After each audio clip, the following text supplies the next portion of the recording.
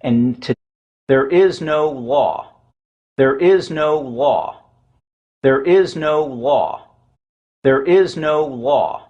And to date, nobody has been able to show that there is a law for the average American citizen working day in and day out to pay an income tax. But We the People Foundation for Constitutional Education put a full-page ad in the USA Today on July 7th, 2000.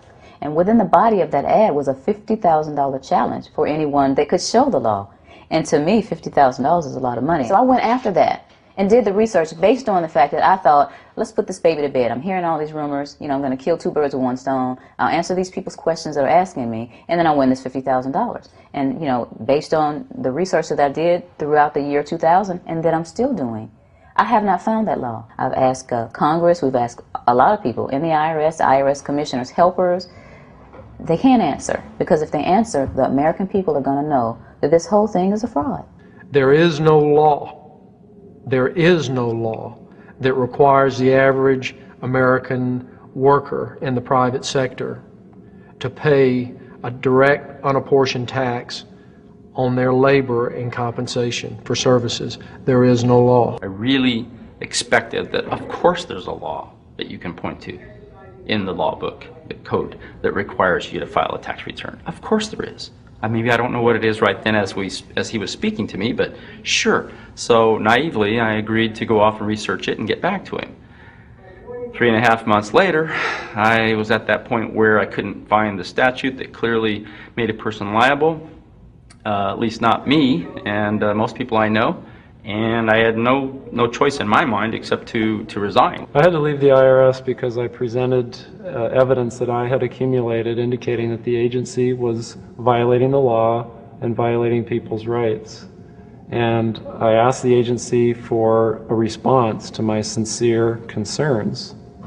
And the answer I got was that they would not respond to my concerns, and that they would provide me with the paperwork necessary to tender my resignation. You can look through the statutes and look for the law that requires you to pay. And when you do that, you can't identify a law that requires the average person in America who earns a wage and works in private business to pay an income tax. American citizens, along with the foundation, have been asking the IRS to specifically provide them with the underlying legal foundation upon which they administer and enforce the personal income tax laws in our country. At the national level, when people would attempt to contact somebody of a much higher authority, say the commissioner, same kind of thing. They would get answers that were in effect non-answers. You have to understand that an agency which will unlawfully impose a tax that doesn't exist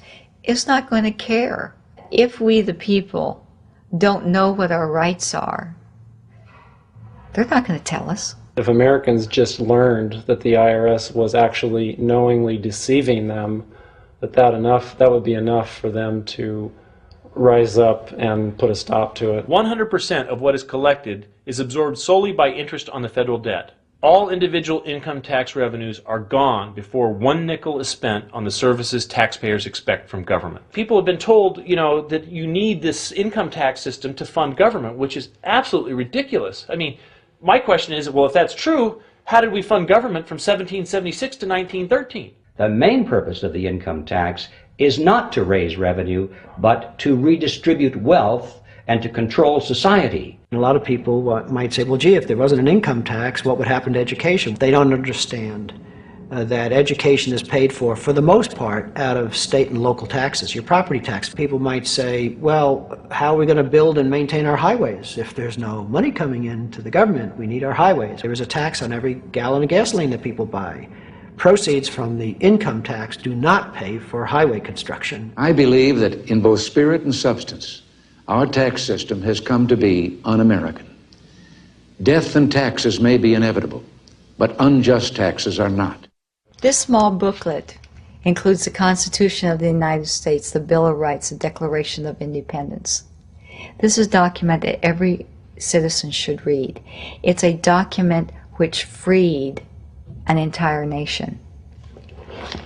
This is the Internal Revenue Code, and this document and that the unlawful application of this document by the Internal Revenue Service has enslaved the nation that this document attempted to free.